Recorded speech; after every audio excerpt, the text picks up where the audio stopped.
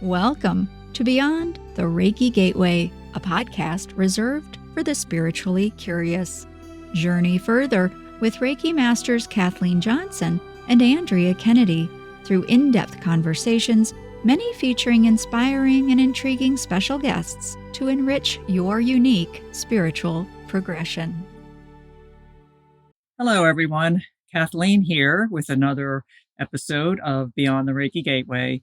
Today, I'm really excited to announce that we have Dave Markowitz back with us. You may remember that he was with us in December, talking about his work with empaths, sensitives, and intuitives. And he's back for an encore performance. And for those of you who haven't heard Dave the first time, he is a 2-time best-selling author. He's an intuitive healing facilitator and guide for all of those who identify as empaths, sensitives, and intuitives. Dave has shared the lecture bill with Deepak Chopra, and his work has been endorsed by Lee Harris, the Shift Network, Shirley MacLaine, and many others. Throughout his career, Dave has personally worked with thousands of empaths and sensitives, and also enjoys conducting experiential workshops in which attendees can achieve tangible results in minutes. Dave, we're so honored and excited to have you back on the show. Thank you. Especially with today's topic, the Empath-Narcissist connection. I know that many of our listeners can relate, and I'm sure will find this helpful in their own lives.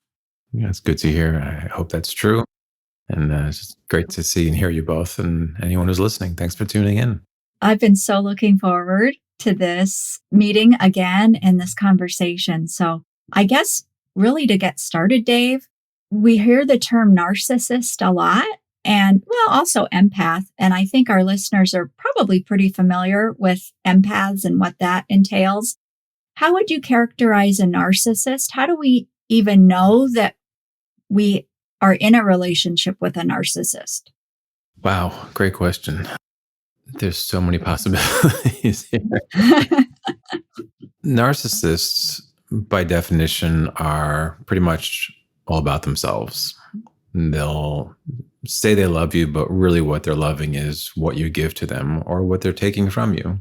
They're often closed to true feelings and real intimate connections. I think it's also important to maybe delineate a little bit that, of course, I'm not a licensed psychotherapist. I don't pretend to diagnose people with this term narcissist. But what I like to think of is that all of us have narcissistic tendencies. They're either a lot or not so much. And many of the people I work with are more of the latter, not so much. And strangely, there's this almost very yin-yang kind of thing where we empaths and sensitives feel we need them and they feel they need us. What's also really important is to know that we don't want to look at this as such a horrible thing, that this person is so horrible that they're evil. Really, like a lot of pains and illness, it's the end result of not feeling unconditional love when we're kids. The narcissist has the more extreme version of that, and it makes them really insecure. And if you hear someone bragging about themselves all the time, they might be narcissistic or even technically known as a narcissist, right? So someone's all about like, I'm the only one that can do this. I'm the only one that can save X, Y, and Z. People who are narcissistic often feel they know something, if not everything, about everything. And they're really amazing and quite skilled at deflecting. So the more you challenge them, they challenge you back. And in a way, if we try to challenge them, we're actually playing their game. It's like me playing basketball against like Michael Jordan. It's just not even going to be close, right? People say he's 50 or whatever now. Even in my prime, it doesn't matter. You get the idea. If we play someone else's game and they're a master at it, we're going to lose that game. And they have an ability to sort of hook into our weakness and really demand our attention. And they are ultimately attention seekers. A lot of people in who are maybe celebrities, some politicians. I'll let you all fill in your least favorite name there. People that really need to be seen and heard. There's typically at least one in every family. And if you think about your own dynamics, most of the people I work with have at least one parent who is narcissistic, often quite extreme. And because of our childhood wounds of, as a kid, all we want is unconditional love, strangely similar to the narcissist. But the narcissist is so blocked because of their pain that they can't even access that part of themselves. So they're constantly seeking attention and energy from other people, whether it's empaths or anybody. And empaths have an amazing ability to know where we're needed. We can sense people that are in pain. And that's a big part of the dynamic with the empath and narcissist is we feel we can help them. And a lot of us, if we were on video right now, I'd ask everyone to raise their hand if anyone had been in a relationship or are currently in one with a narcissist. And I would bet 80, 90%, give or take, would probably raise their hand. So it's super common. So please don't beat yourself up if you're listening to this and you're in a relationship right now where you feel that the other person is being narcissistic. There's a reason for this. As Shakespeare said, there's a method to the madness. It might seem, on a conscious level, you would say, oh, I would never want to attract someone like that. Doesn't matter what we think consciously. I think we see this a lot. We can send a lot of conscious intention. Sometimes things never shift.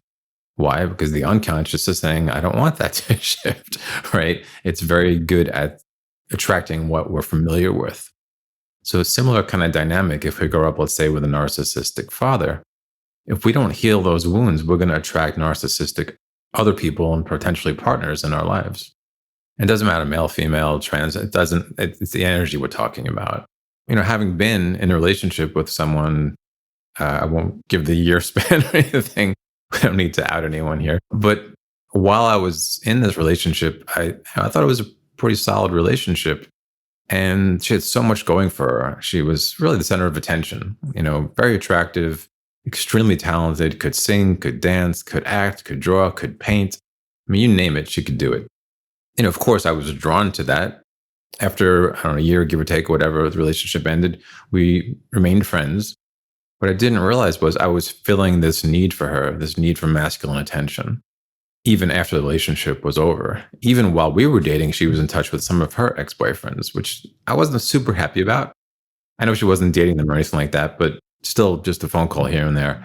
And just something felt a little weird about it, but I'm like, oh, maybe they were close one day and there's still a nice connection. I should honor that, right? But what happened was, I guess a year, maybe a little more.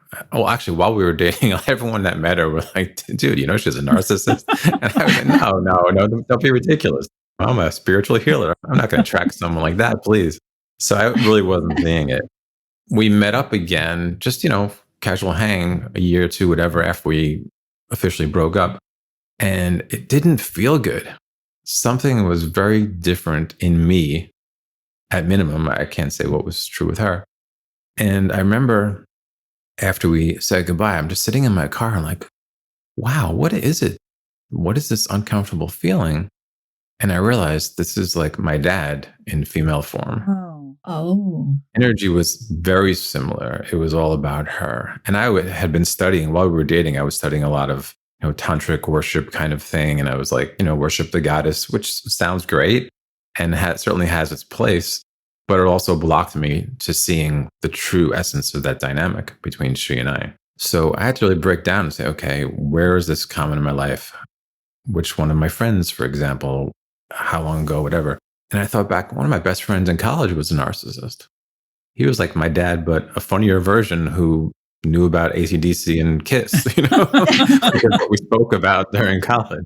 For anyone listening, that was the early 80s, so conversations I wouldn't have with my dad, but still, he was always the center of attention. He was very funny. He's very charismatic. Those are also some pretty common characteristics of narcissists. They're so good at what they do, even if they're sort of average looking. And I know that sounds kind of judgmental, but let's get real here. We're all human, right? They play up whatever they have, and they always appear to be even more attractive than they are, because the thing is, they're kind of meeting you where your wounds are. It hits your familiarity buttons, if you will. And we kind of get drawn towards that.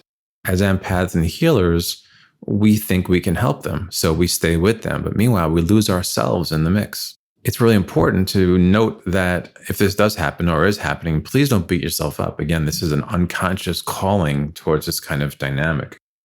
But the conscious mind in that case can say, okay, is this working for me or not? And when we do our work around recognizing the energetic push-pull and really let ourselves process whatever we feel we're getting from them or not getting, we can shift our vibration and stop that attraction. It doesn't mean that we're going to instantly just stop looking or being attracted to a narcissist if we're in a party or some social situation. But it means that you can recognize your feelings a lot quicker, like I did after that relationship, right? Had I known this, it might have been different. But we can recognize the feelings within us and say, okay, what is it in me that's finding this person attractive? What is it in me that maybe even needs to be seen with this person? Narcissists are really good with like, oh, here's my good friend, fill in the blank with some famous person, right? They're famous by association a lot of times. They don't really do anything sometimes, you know? Yeah.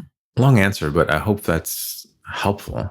It is helpful because I just thought, as you were talking, I had realizations about people in my past that I hadn't really thought about or considered as narcissists. And as you were talking, I thought, oh my goodness, yeah, I recognize that now. As you were talking, I was going through this whole journey of kind of like rediscovering some things about relationships in my own past. So I thought that was great. Okay, cool. I hope everyone else felt that or kind of saw something a little bit with more clarity. And again, any of us, please don't beat ourselves up. This is an unconscious thing. Doesn't mean we can't work with it. But until, as Jung said, you can't heal anything while it's in the subconscious, right? You got to bring it out, bring it to the light. Understanding the why that we often feel we can help or even heal them. The reality is they don't want to be helped or healed. They just want to keep you on like a little fishing rod, like reaching out the hook and give them what they need. Mm. Yeah, it's interesting what you said about past relationships. Like Andrea and you, Dave, I was sitting here kind of rewinding my life and going, oh, yeah, that's interesting. And there's been, I would say, more than a few in my past, and there's still a couple lurking around in my present, I'm sorry to say. And I like what you said about it being unconscious, because when I look back at my past, I was pretty much unaware, of myself and who I am as an empath. And I didn't know anything about that. And it was then that I seemed to collect these people like magnets. But now looking back, I'm a lot more aware than I used to be. And I've been able to establish some boundaries in my life. And that makes all the difference. And even with the narcissists who are present in my life today, I've been able to exercise those boundaries so that it's not like it used to be.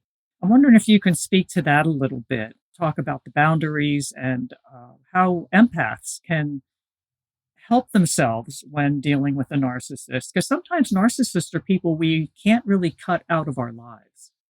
Right. We may not be able to cut them out, but we can minimize our interactions if needed. Of course, the spiritual challenge is to stay present and in a place of unconditional love with who is ever in our path. And if someone is triggering these old wounds, it makes it really difficult. So it's totally okay to step away for a bit. And for some, it's necessary to actually step away forever. I have a lot of clients that say, I can't speak to my brother anymore or whoever, right? Or I had a fallout and we're probably never going to speak again. And there's a tremendous sadness in that. And yet, if we look at it from the spiritual, more holistic perspective, it's really a challenge to do our work. Mm-hmm. We can always run from our pain, but it's going to catch up eventually. You're going to meet someone else with a similar vibration.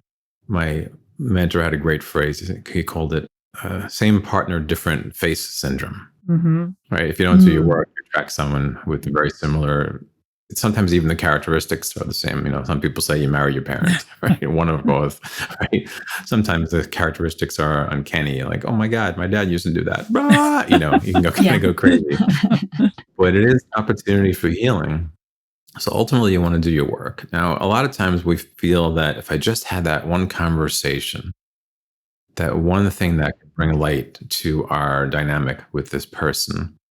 And there's a chance of that happening. But if someone's really heavily into that narcissistic scale, if you want to call it that, it's pretty, I don't know, I'm going to say low odds on a good outcome. A lot of times they'll just say, what are you talking about? And then they gaslight and make us feel bad about our own selves and question our own reality, which is a really common tool of narcissists. And again, it's not conscious on their end either. They're just dealing with their pain because they are not going to look at something within themselves. They're very good at avoiding accountability. They're very good at saying, if I win, everyone loves me. If I lose, there's something wrong with the system. Mm-hmm. Right, exactly. Just as an example. While it's common to kind of joke, and maybe it's not a joke, if you meet someone like that and you say, well, run the other way. If you need to, it's okay, right? We don't need to step into a fire to know we're going to get burned, but we can look at the fire from the outside and do our work so that if we did need to step into the fire, if we did feel a need to connect or desire to connect with this person, that at least it'll be more possible. And then we won't be as attached to an end result if we do our really good work. And we can actually be in the presence of that person and not have them drive us crazy. Because again, it's an unconscious wound on their part. Just like our wounding to attract that person, their stuff is unconscious too. And we wouldn't get mad at someone for, getting dementia, for example. Mm-hmm. It's not that different here, where it doesn't make sense to get mad at someone for acting from their unconscious wounds. I mean, if we can, it's not wrong to do that, but we do want to catch that. And that's a clue of what we want to work with. Yeah, I absolutely love this non-judgmental approach that you have to it. I love it. You use the term gaslighting, and I just recently was having a conversation with someone, and they actually were not sure what gaslighting was. And so could you please describe what gaslighting is for anybody listening who might have heard, different things about that? For me, it's when someone makes you doubt yourself, right? So if let's just say Andrea is with someone who is slightly narcissistic and you say to that person, every time we go somewhere, I feel that you're not seeing me, you're connecting with everyone else but me. They would say, well, we'll get up and do something about it. Like they'll make you feel, I don't know the exact words, but something in them will not take ownership. Oh, wow, I'm not really connecting with my partner here. And they'll say, it's your fault. Basically, it's a blame game in a kind of a way. I see. Mm-hmm. Mm-hmm. I think people have different definitions, but in general, something like that. And we do want to try to stay present to that because they're triggering that old wound. I want to be unconditionally loved. And then that makes us morph and lose ourselves to their whims. And again, not wrong or bad. And what you said about the non-judgmental approach, I think this is the most important thing. Ideally, we have compassion for someone who's in pain. And yeah, they might drive us crazy. So what? Everyone does, right? It's just part of being human. Okay. But I think if we get into this tangent of saying that person's evil, they're wrong, they're bad, even a malignant narcissist, which is someone who's really, let's just say, incapable of empathy, someone who's capable of, starting a war, for example, or torturing someone else, they're shut off energetically. Their hearts have just been closed. But that's their pain that got them to that place. They weren't born like that. I haven't yet to meet a baby who comes out and, looking like the devil. I don't know what I mean? Not that I believe in devil, but you get the idea. I think we're all born empathic and born intrinsically knowing of our connections with others, and our life experiences either reduce or increase that connection.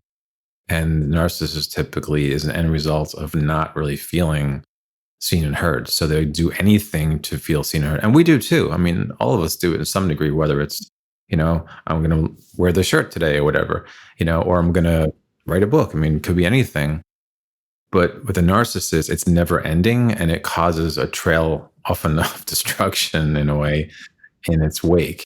We want to be really conscious of it, But ideally, again, practicing compassion. And if you have to do that from afar, so be it, right? It's a great practice, sending compassion to someone or getting in touch with the compassion within our own selves, reminding ourselves that they're hurting, and notice that pain and don't go into the place of, I can fix it. That's a lot of the empath credo is, I can help this person. And a lot of times we can. So we get this egoic belief we can potentially help everyone. But as both of you well know, if someone's not really in a place that they want to be helped by us or by whatever, they're not going to receive it well, and with a narcissist, they're typically not going to receive it well. They won't even recognize there's an issue there. Again, they'll make you feel like you're the issue. So it's kind of insidious. I just picture that fish hook, like even being vegan, just the idea is horrible to me. Just like some people just put a hook in the ocean and I'm going to go in detail there, but you get the idea. Yes.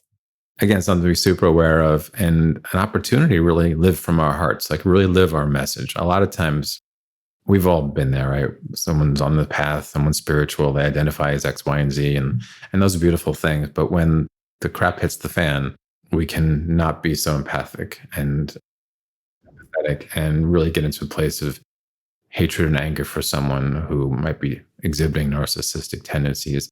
And I'm not even making those feelings wrong. If those feelings are there, they're raw, they're real, they should be honored and worked with. They're signs to me that there's something going on inside of ourselves that with some work could really improve. And from that point, we might actually attract less narcissistic people or people with less of the characteristic as we do our work. So I'm sure you've all seen that too, right? We do our work and we send out a different vibration and we attract different people. One of the ways to minimize contact, if needed, is to do our own work. And that's okay. Like, they're going to find someone else to siphon their energy from. And we have to be okay with that. It'll suck for that person, but then they get the opportunity to learn what we just learned. And maybe they're even friends of ours, and you can bond over that. Right. I like what you said about doing our own work. I referenced that when I spoke earlier about how I used to attract what I think are narcissists like a magnet. But along my path, at some point, I realized that, like you say, it's an opportunity for me to look at myself and say, okay, what in me needs to heal? And take it, not say what's wrong with them, but what in me can I change in order to kind of move past this paradigm, if you will. And that has been enormously helpful. And I have noticed over the years that a real shift changed for me. I don't attract many narcissists. What I do attract now are people who are in narcissist empath relationships, the empaths in them, and are looking for guidance or someone to talk to hold space, whatever. So that's a huge shift for me. And I'm honored to be in that place. But it involved many years of work on myself. So I think you make an excellent point about that. And I'd be curious to know some of the people listening to this, if they've noticed that, like as they do their own work, have they seen that change? Yeah. So if you're listening and you resonate, please leave a comment, that this was worked for you too. You can inspire others. Absolutely. With 6 seconds of typing. Exactly. I think the more people that really share their success, the more it, to paraphrase Marianne Williamson, unconsciously liberates others. Oh, I like that. Yeah. It invites them to do their work as well. Like, oh, wow, there's a way out of this. There is. Yeah. It's important to remember that as challenging as certain situations can be, there's a way out. A lot of times, though, of course, it's through rather than out. Yeah. Or through to get out. We got to go through the muck. We got to crawl through the mud on our knees and beg and whatever is necessary. But also to do the emotional work. So really to kind of analyze within ourselves, what is it in me that I need filling? What void is in me that needs filled that this narcissist is filling? If I fill that void on my own, then there's nothing for the narcissist to hook into, right? So I kind of picture it, just like a space, for example, whether it's in your aura or your physical body, doesn't matter, just a space. It's a frequency that comes out from that space. And if we don't do our work, we're sending out the frequency of, I'm here for you. no matter what, at all costs. Unfortunately, the cost a lot of times is really heavy. So when we're not living our best life, spirit lets us know, and our bodies let us know with pain and illness. And it's invitations to slow down and really look at what's going on. Also, unhealthy relationships can be an opportunity, but we often get trapped in that. So sometimes we get really dependent on that other person, especially if we're in our own pain or some kind of illness, and the other person, the narcissist potentially, is sort of supporting us financially. And in that respect, there's this fear that if I can't break away right now, and it's forcing you to do your work. And what often happens is the narcissist might actually notice that, subconsciously, of course, and change their tactics. They may actually come at you a little bit stronger, playing their game. So we need to be really super aware of that. And we got to up our game, keep filling that wound with unconditional love through our own inner work, but also processing the fear of being alone or separate or unloved, or the sadness of not feeling connected. A lot of times we get caught up in doing it very mentally. And there's a place for that. It's not wrong or bad. It's a good start to me. It's not the full picture. So without doing our emotional processing and really allowing the feelings that come up from the opposite of what we're trying to attract. So let me try to describe that a little more. If there's a wound in us that says, well, we'll stick with the same one, that I'm lacking being seen and heard, right? The narcissist can see and hear you to the degree that they can, enough so that you think that wound is filled, right? What is the feeling of not being seen and heard? For most, it'll be sadness, maybe anger. So when we process the opposite of what we're trying to achieve, we actually create more space. And through that work, and it can be months or years, it's not like, oh, I just cried, so everything's going to be different, right? It can be, especially, if you've been around that energy for a while. So it's not easy work. I would really recommend that if someone's listening to this, to work with a practitioner who understands what we're talking about here. Whether it's me or any of you, Andrea or Kathleen, whoever you trust, because you need a sacred container to really process your feelings. A lot of times we get mental with them. We mentalize them and compartmentalize them. And feelings are not meant to be micromanaged. In fact, if you think about it, feelings and your left brain linear aspects, they speak different languages. So we really can't talk to a feeling. You can't honestly talk yourself out of a fear. So just an example, someone has a fear of going in airplanes. Okay. You can show them every statistic on the planet that says 1 gazillionth of a percent of a gazillionth or whatever it is actually have a problem being on an airplane. They will look at that and say, see, but it's possible, right? They're not going to look at the odds. And it's just a way of saying you can't really reason with fear. We have to process it emotionally, work through the fear, allow it to be there. And that's a lot easier when you're being held in a sacred container. It's very difficult to get to our own deep emotions. Our minds often will distract and do anything possible to prevent us from going there. The mind is basically saying, hey, I got hurt once or many times prior. I'm not going to let that happen again. So we're going to stay closed in the heart space. But if we're being seen through the eyes of unconditional love, we spoke about this a little bit before we hit record. If we're really feeling seen and heard through the eyes of unconditional love and ears of unconditional love, something happens inside. We're filling that wound, that void, if you will, of not having received that unconditional love. It goes back to the original abandonment wounds, which I have a course coming up in at some point in a book eventually.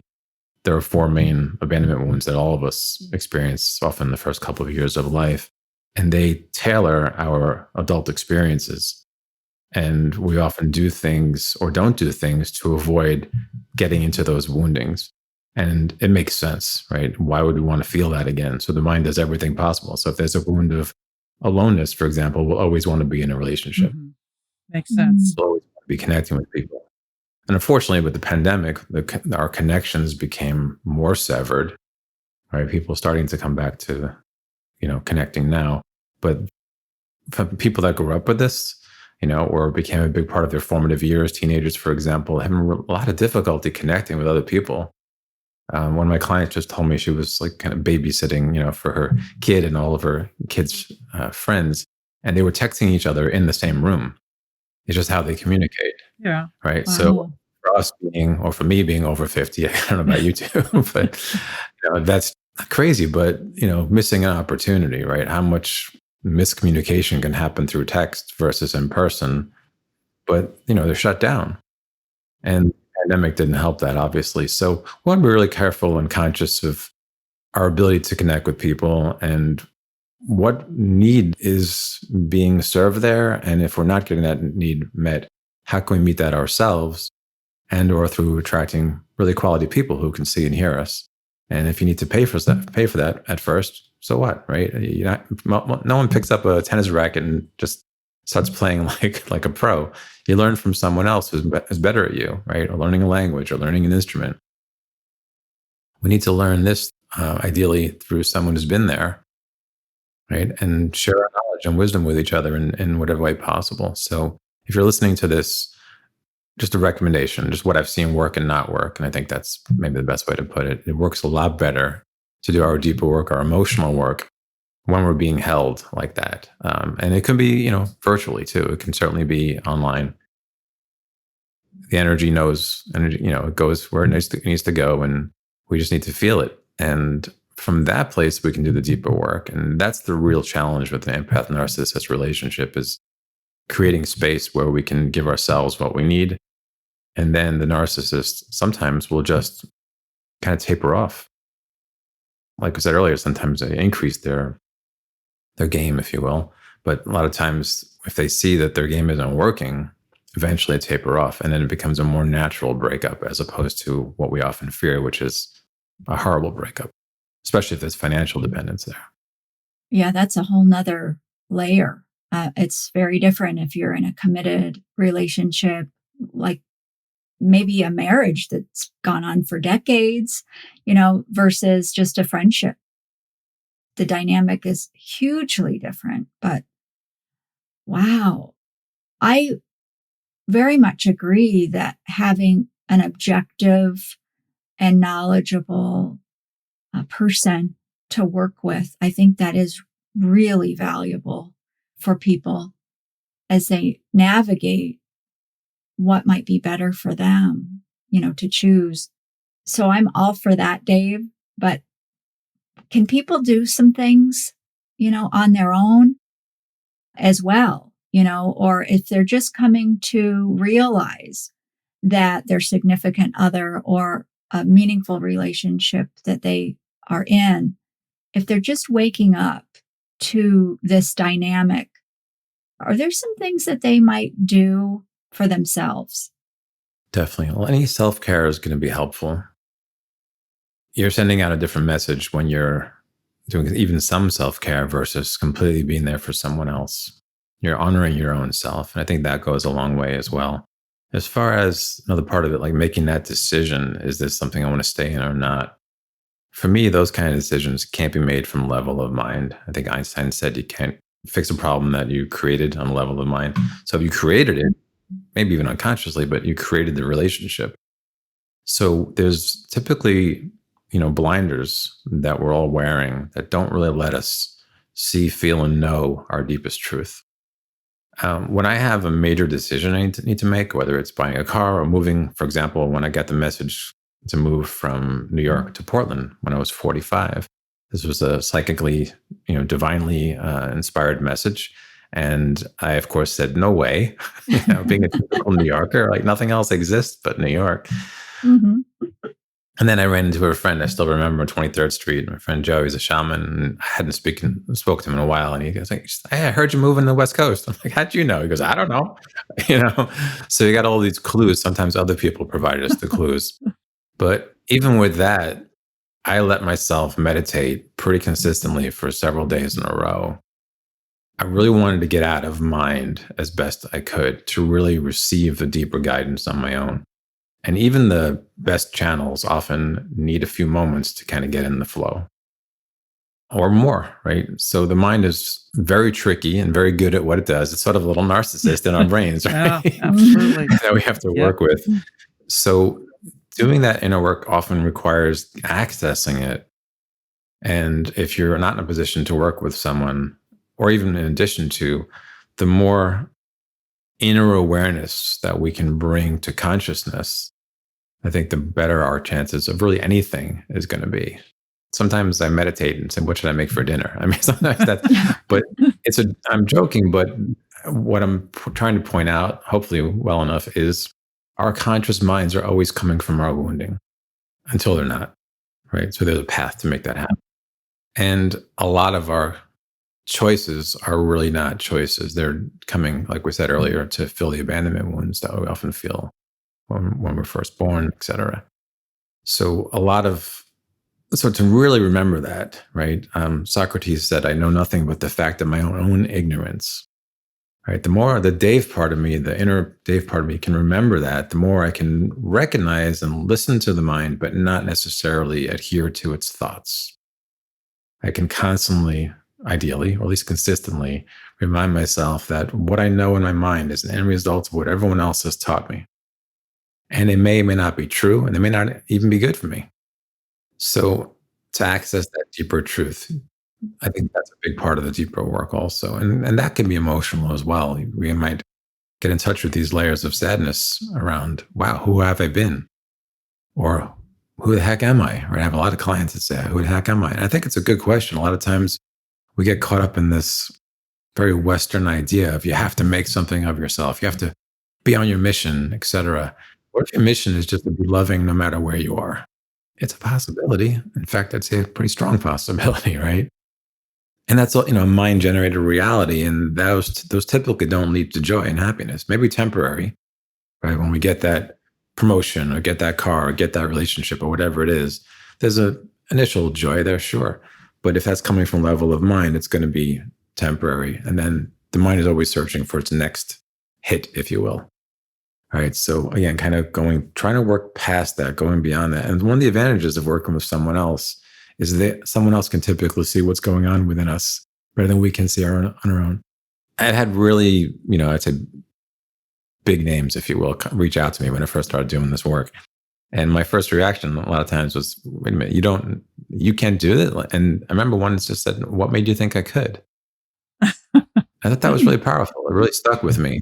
And it was my illusion that someone in this elevated, heightened, if not famous place would have access to their own answers, their own deepest answers.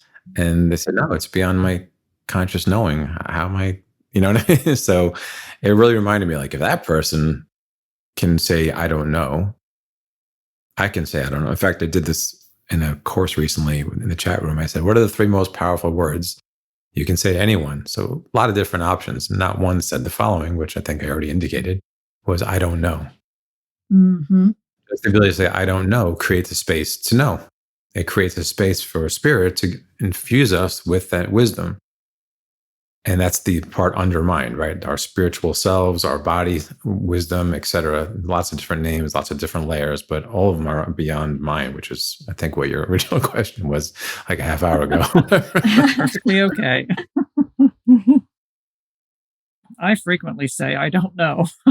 I'm not sure exactly what that means, but I also tell myself pretty frequently that, and this is true for me anyway, the more I learn, I realize the less I know.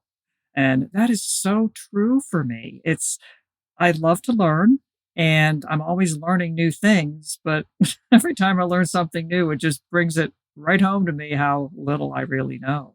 Yeah, it's true though. There's so much knowledge out there. No one can amass it all or even come close to having a fraction of it, right? Except the narcissist, I think. Well, yeah, the narcissist, Yes. of course. And Of course. Yeah, I know about that. yeah, boy, that sounds familiar. That whole gaslighting thing. And you mentioned blame. I call it blame and shame. That's the routine. Blame and shame. And they're very good at it. Yeah. Yeah, masters. Absolutely. If there was a PhD in blaming others, the narcissist would have. Exactly. Because they can then avoid accountability and any kind of responsibility for the, destruction they leave in their wake, unfortunately. But I have a question. You mentioned about how, a lot of people have at least one narcissistic parent, and that kind of helps them, if you will, attract narcissists in their lives going forward. What about folks who don't have narcissistic parents or a narcissistic parent? What about them could attract narcissistic personality? Would you think it might be an abandonment issue? It could be. I mean, really could be a lot of different things. It's hard to just kind of give a blanket answer on that. I mean, if your soul needs to experience something, you're going to experience something. Again, most of the time it's, in our formative years, but it can happen later on. Absolutely. People that do the work around narcissists can see what's really happening and can successfully, potentially, separate themselves from that. People that don't do the work around narcissists or even aren't aware of it think it's normal. It's familiar. They'll attract more and more of them. They'll vote them into office. There's no accountability there. And that's the key word that you mentioned earlier, Kathleen. It really jumped out when you mentioned that word, accountability. And I think that's one of the biggest concepts in our personal evolutions. Can I be accountable for the things that I've done and said without blaming myself and recognizing a lot of those things are coming from my unconscious wounding? That doesn't mean to randomly go around hurting people. It means to recognize that it's part of the learning experience and, when necessary or when possible, apologize, own it. One of the things I'm a firm believer in is not just apologizing, because I think that's a start, but to me, it's very incomplete. But having it followed with a promise to do better. Yeah. So, and sometimes for any number of reasons, you can't contact someone that you feel you might have hurt, in which case you promise to yourself and to source, I'm going to do better. Not I'm going to try. I'm going to do better. I'm going to do everything possible to learn what I need to learn from this and really let myself feel the pain of what that caused. With that awareness, there's no attraction, if you will. There's no incentive. There's no guidance even to following those same pained wounds. So accountability, yes, apologizing, but also promising, I think is do better is, for me, much more powerful. And of course, sometimes the old patterns are so powerful that even someone saying, I promise to do better might fall victim to that. But ideally, we hold space for that, especially as practitioners and friends and partners. We hold space for someone else's, what might be perceived as a failure. But is it? I mean, it's just a step, is it a step in the right direction that you want to go? Okay, no, but you're becoming closer to getting better and being more whole and being more loving. And being more loving also includes being loving to the self, to forgive the self for things that we've done and said in the past. And again, if they were enough blame sometimes, enough shame sometimes can trigger a big change in someone. But ideally, the changes happen from a place of love. Sometimes the blame, shame change is a temporary fix. But again, it's very different for different people. So I'm just kind of talking in general terms right here. Dave, you've been helping people for quite some time. And I'm wondering about these conversations about empath, narcissist. To me, and maybe this is just me, but it just seems like this topic has suddenly become so popular. Is that true? Or, I mean, I don't know. How has it changed over time? What have you seen? I think as we do our work, we become more consciously aware of interpersonal dynamics. And, when one person starts talking about it, it kind of gives permission for someone else to start talking about it. And it sort of creates a wave. I first started working with empaths, as you may recall my story, that my unwilling welcome to the empath world, getting drunk without having drank any alcohol. It really woke me up to a lot of things.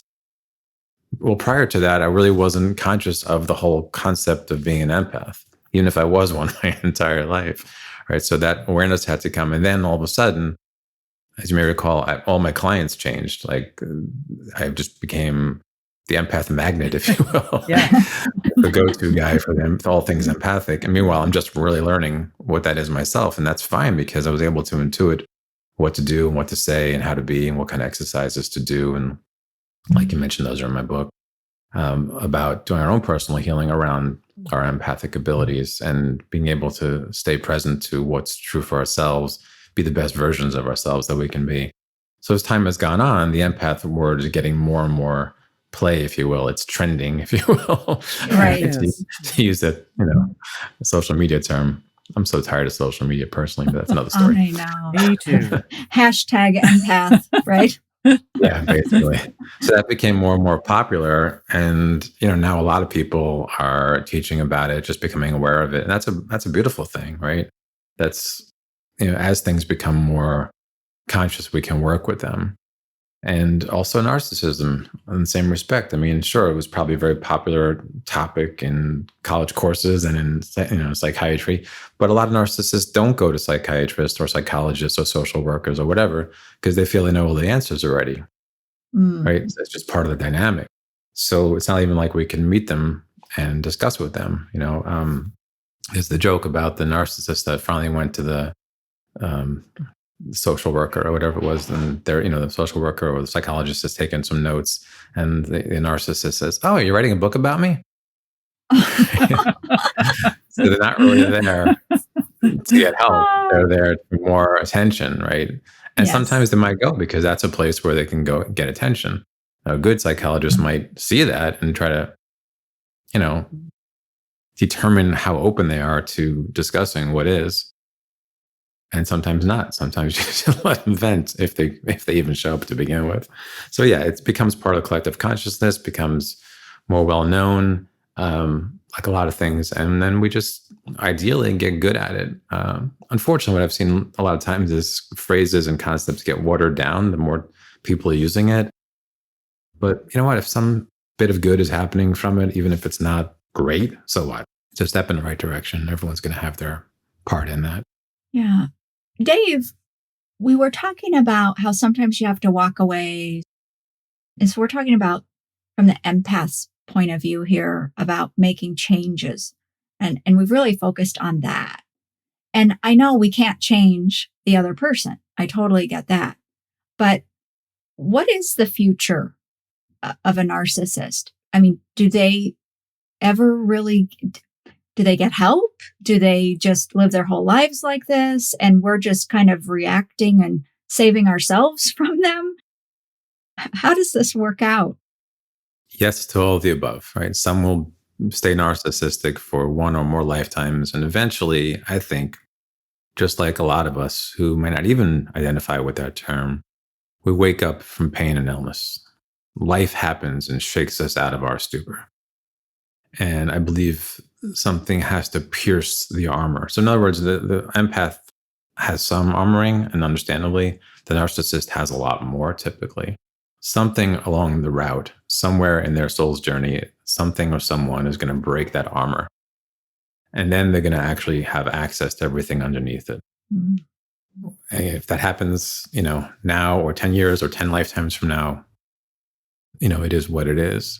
And I think eventually, in the big picture, enough will have woken up so that we all get really in touch with what's actually true for ourselves. That real oneness connection. We can start living from that place more so. And it's a great question. I love it because I think it gives possibility. I can understand the frustration it can bring up also, because I want my narcissist partner, father, I want them to wake up. But anytime we want something for someone else, we're typically coming from our own wounds. Mm-hmm. What's really happening is I'm not getting what I need. So like you said earlier about accountability, look at that first, right? And recognize exactly what you said, Andrea. They're not going to change, whether you ask them to. And even if you do, if you had the courage to ask, they may actually just say, oh yeah, I can do that. But then they don't. Right. Or they'll turn up their volume on the gaslighting, for example, or one of the many tricks they know. So I believe there's hope for everyone and everything. I truly do. I hope we get there sooner than later, but maybe that's my own wounding speaking right there, because it's impossible to run the news and not be affected. Just to see the level of cruelty that it's being, and it always has been, right? At least in written history. eventually, I think we have to wake up out of this. And narcissist waking up might be a big part of it. Imagine if one is like really popular and has an awakening and starts saying, "Oh, I used to be a narcissist," and Yeah. meanwhile they're on stage talking about it, so it could still be some narcissism involved. Yes. How ironic. Yeah. Indeed. I just have this feeling, I guess, it's coming to me now as I'm listening to you, Andrea and Dave talk. I'm wondering if the narcissism trend, if you will, has a lot to do with the shift that we're all experiencing, because becoming aware of those tendencies and those who strive to subjugate others because of those tendencies, a huge light is being shown on that. And I have this, that's what my guys are telling me right now. It's about the shift, and yeah, what do you think about that? Either one of you. That just came to me in a flash. Yeah. Well, I sort of asked that question with that in mind. Oh, really? Actually, Okay. because if I look back, to when I was little or something like that, nobody talked about these No. things. I can't ever remember anything like that. And what we've said over and over in this episode so far, so many times, is awareness. Mm-hmm. And through awareness, so much is possible. And to me, that's what this shift is all about, is the waking up to this. Yeah. And shining a light on everything that needs to change. If we look at things on a much bigger perspective than we typically do, we can see this journey. The journey, I think, goes from a oneness to an individuation back to a oneness. So we all hear things about duality and contrast, right? People say, I want to escape duality. Well, escaping is still escaping. It's escapism doesn't work. Embracing duality is what works, right? Embracing our duality within ourselves, our shadow selves, is part of how we heal a lot of the wounds that we've experienced. Now, let's take that to a bigger perspective. What if society and cultures and religions, et cetera, are also on a similar path? If we're born from a place of oneness, or oneness prior to conception at least, then as a kid we individuate, ego begins to form, love becomes conditional and transactional, as opposed to what's often experienced as a baby or in utero. And we really separate. And then this toxic individualism that this country in particular is really great at becomes the predominant MO, if you will, right? It's on the way back to a oneness. So those of us that have known this, whether consciously or not, or we use different words, it doesn't matter. We do our work to get back to a place of oneness. And society also does this. So the individuation is really the egoic development. And sometimes that becomes so strong that someone coming from that place predominantly or even solely would be considered narcissistic, or even technically a narcissist. So it's part of the plan, right? Just like pain and illness is part of the plan. Abandonment is part of the plan. It sucks. It hurts. And yet it's what is necessary to wake us up, right? Duality and contrast is a way to learn one thing about learning via learning through its opposite, right? So we all hear things like, hot because cold, light because dark, etc. Same is true in our emotional body. Same is true in our physical realities. We learn not to touch fire, because it hurts, right? So things that cause pain, we learn to avoid. Sometimes facing that pain is exactly what's needed. So facing the pain of incredible individualism is what's being brought up for us. And if we are in a judgment about that, then we're not really playing the game as well as we can be. So that's our own work showing up. And just imagine the whole world, right? They say even the Big Bang Theory is coming from a place of this oneness, that like this giant, right? It's not that different. Maybe all of that is happening within our own selves as well. So I think we all know, even though we don't always do it, going with the flow of life is going to be a lot easier. I mean, it's not easy, but still easier than fighting life. A lot of times pain and illness is from fighting life, and it's an invitation to go in and say, okay, where am I fighting? Where do I think I know better than God does, for example, right? Which is, human arrogance at its finest, right? This shouldn't be this way. Really? Okay. you know, let's take a look at that statement a little more depth. So I think it's part of the plan. And as we, turn the page, if you will, some of us are aware of this. And I think it's almost intoxicating to know about this possibility that we want it for everyone. I think that's part of our growth as well, is to accept others on their path where they are. Like we said earlier, the narc might not wake up for 10 lifetimes. Can we be in our heart even with that awareness? Right? Or even if it's not that extreme, right? Can we be in our heart with someone who's really angry and judgmental or whatever? We can be also, right?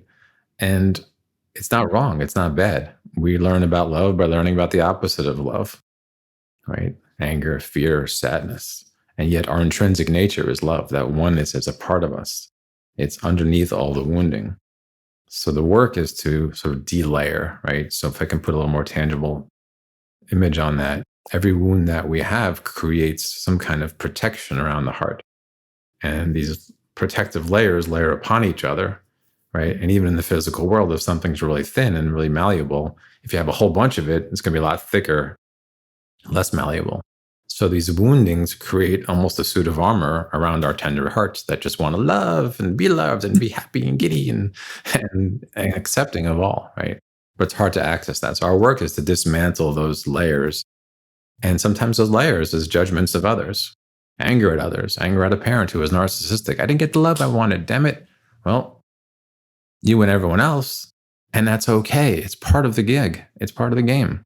From what I can see anyway, I don't pretend to know everything, but this is what I hear through intuitive guidance, through meditations, when I work with people, and they really are willing to access those layers of pain.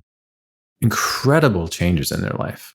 I mean, I can't even begin to list people who share, oh my God, this has happened and this has happened, and all because of the work that we're doing. And it's not just me. They had a whole bunch of work to get to that point too. And there might be people after me they work with. Great.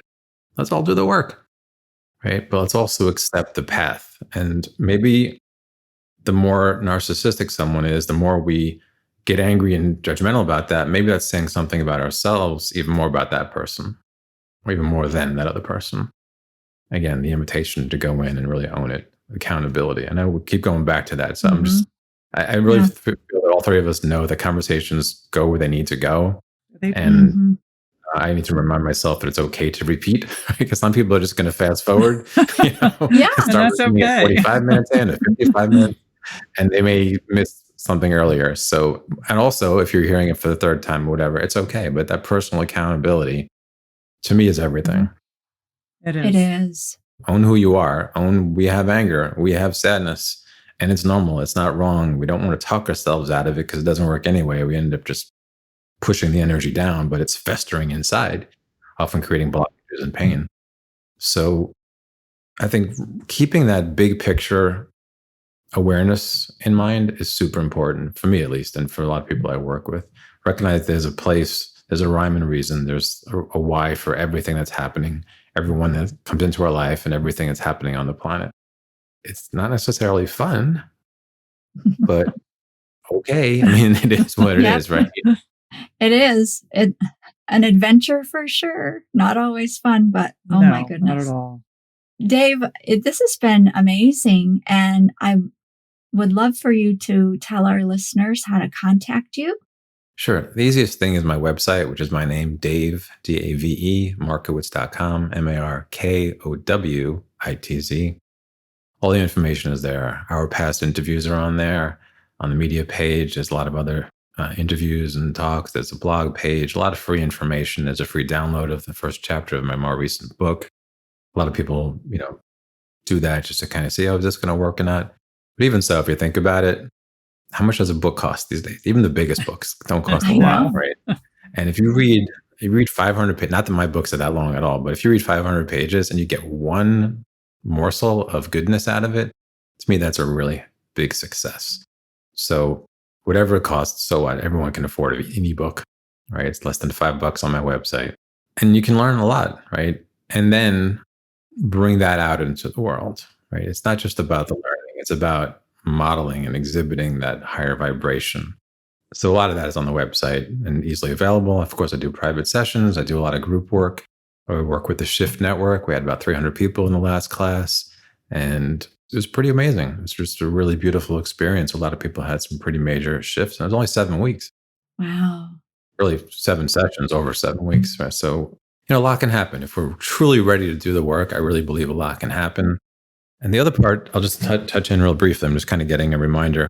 If things aren't happening as fast as you want them to, try to be okay with that. I know it can be frustrating. And a lot of times, we might have mentioned earlier, where the mind has this idea of what could be or what should be, but obviously the shoulds don't work, but what could be. And the body's not on board with it yet. Doing the work to get the body on board is part of the work, right? Set the table before you eat. Kind of thing. Yeah. And it's okay, right? Wherever you are is okay. It's exactly where you need to be. I know sometimes that might sound trite or whatever, but I just have seen it to be true, certainly more times than not. And it's our own lack of acceptance of what is within our own selves that creates a lot of the blockages.